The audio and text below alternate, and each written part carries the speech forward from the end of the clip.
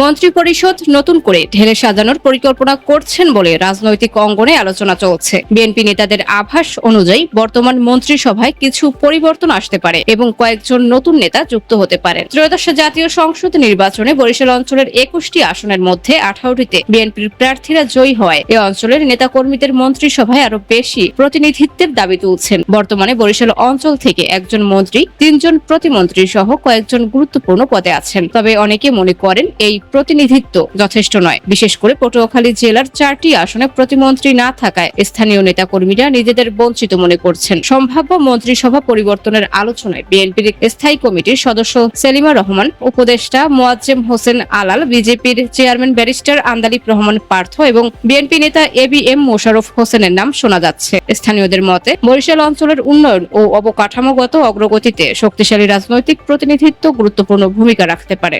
Sania Khan, তালাশবিড়ি, Dhaka.